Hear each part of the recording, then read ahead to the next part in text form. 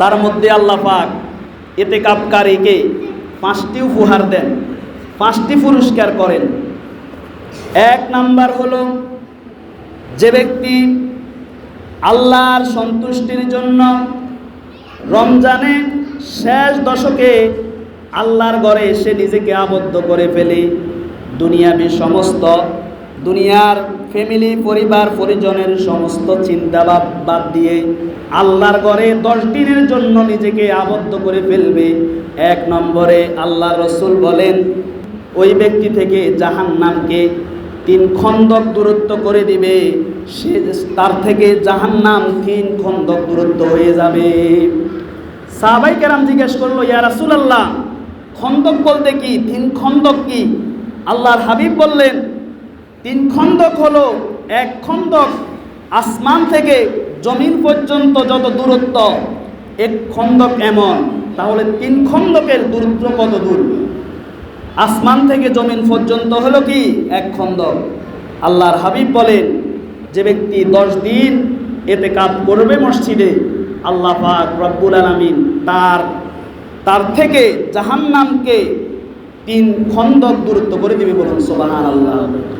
এরপরে 2 নম্বর হলো, আল্লাহ রাসূল সাল্লাল্লাহু আলাইহি ওয়াসাল্লাম বলেছেন, ফাইন্নান নাবিয়্য সাল্লাল্লাহু আলাইহি ওয়াসাল্লামা মান ইতাকাফা আশরাফি রমাদান কানা হাজ্জাতাইনি ওয়া উমরাতাইনি, রাওয়াহুল বাইহাকী। আল্লাহর হাবিব বলেন, যে ব্যক্তি শেষ দশকে আল্লাহ সন্তুষ্টির জন্য ইতিকাফ করলো, আল্লাহ পাক তার আমলনামায় 2টি কবুল হজ, 2টি উমরার সওয়াব তার আমলনামায় দিয়ে দিল। বলুন সুবহানাল্লাহ। 2টি হজ করার মতো সমর্থন কি সবার আছে? অনেকের তো হজ করাও ফরজ হয় নাই, হজের সমর্থন হয় নাই, অনেকে 2টা হজ করার মতো সমর্থন নাই। অথচ আল্লাহর হাবিব বলেন, হজ করলে 2টা কবুল হজ, 2টা উমরা সওয়াব ইতিকাফ ব্যক্তির আমলনামায় আল্লাহ পাক দান করে দেন। বলুন সুবহানাল্লাহ। এরপরে 3 নাম্বার হলো, শেষ দশকের বেজোড় রাত্রির মধ্যে আল্লাহ পাক একটি রাত্রি রেখেছেন লাইলাতুল কদর। যে লাইলাতুল কদরের ব্যাপারে আল্লাহ পাক বলছেন, লাইলাতুল কদরি খায়রুম মিন আলফি শাহর। এই লাইলাতুল কদর হলো 1000 মাসের চাইতে উত্তম রাত। 1000 মাসের ইবাদত করলে যে নেকি হবে, লাইলাতুল কদর 1 রাত্রি ইবাদত করলে সেই নেকি আল্লাহ পাক আমলনামায় দিবেন।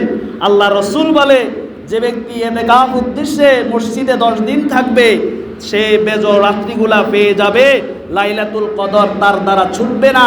আল্লাহ পাক লাইলাতুল কদরের সওয়াব তার আমলনামায় দান করে দিবে। বলুন সুবহানাল্লাহ। এরপরে 4 নাম্বার পুরস্কার হলো, এই যে ইতিকাফে ঢুকবে, দেখা যায় বাইরে মানুষ যারা থাকবে, তারা কেউ দান করবে, কেউ সদকা করবে, কেউ দেখা যায় বিভিন্ন রকমের ইবাদত বন্দি করবে, ভালো আমল করার চেষ্টা করবে, ভালো কাজ করার চেষ্টা করবে, কিন্তু সে তো ইতিকাফে থাকার কারণে বাইরে গিয়ে ওই কাজগুলা করতে পারবে না। আল্লাহ রসুল বলেন, ওই মসজিদের আইতে যত মানুষ ভালো কাজ করবে, ভালো কাজগুলার আমল যে নেকি পাবে, ওই ইতিকাফ ব্যক্তি মসজিদে থাকার কারণে তার দ্বারা তো গুনাহ হবে না, তার দ্বারা গুনাহ হবে না। আর যারা বাইরে আমল করে দান সদকা করে যে সওয়াব পাবে, ওই ইতিকাফ ব্যক্তির আমলনামায় সমপরিমাণ সওয়াব আল্লাহ পাক দান করে দিবে। বলুন সুবহানাল্লাহ। দেখা যায় ইতিকাফে চলে আসছে, এখন চাইলে তো একজন মানুষকে যাই কিছু দান করতে পারবে না, বা কোনো একটা তার উপকার করতে পারবে না, কিন্তু দেখা যায় এক একজনের মাধ্যমে এক একটা কাজ, ভালো কাজ হবে। ইতিকাফ ব্যক্তি তার দ্বারা গুনাহ হবে না, এবং কি ওই যে ভালো কাজগুলো করতে পারে নাই, যে করছে তার সমপরিমাণ সওয়াব আল্লাহ পাক তার আমলনামায় দান করে দেন। এরপরে 5 নাম্বার হলো, ইতিকাফ ব্যক্তি আল্লাহর সাথে তার একটা সুসম্পর্ক হয়। কারণ মসজিদ কার ঘর? আল্লাহর ঘর। আল্লাহর ঘরে এসে সে সর্বদাই আল্লাহর সাথে তার একটা সম্পর্ক থাকবে। দুনিয়ার জমিনে যখন ছোট্ট সন্তান বাবার কাছে মায়ের কাছে কিছু আবদার করে, বারবার যখন ওই জিনিসটা কোন একটা জিনিস তার কাছে বলতে থাকে, বাপ মা দেখা যায় 2 একবার 3 বার বলতেই আছে, তখন ওই সন্তানকে ওই জিনিসটা কিনে দেয়। তেমনিভাবে আল্লাহ পাক বলে, আল্লাহ রসুল বলে, যখন এতেকাফ ব্যক্তি মসজিদে প্রবেশ করার পরে আল্লাহর কাছে যখন সে রোনাজারি করে, আল্লাহর কাছে জীবনের গুনাহ মাফ চায়, তার রিজিক, হায়াত, যে সমস্ত জিনিস আল্লাহর কাছে চাইতে থাকে, আল্লাহ পাক বলে 1 দিন 2 দিন 3 দিন এইভাবে 10 দিন যখন চায়, আল্লাহ পাক বলে ওই বান্দা আমার কাছে চাইতে থাকে, আমি আল্লাহ তার ওই চাওয়াকে আমি আল্লাহ কবুল করে তাকে আমি জান্নাতের মেহমান ঘোষণা করে দিলাম। বলুন সুবহানাল্লাহ।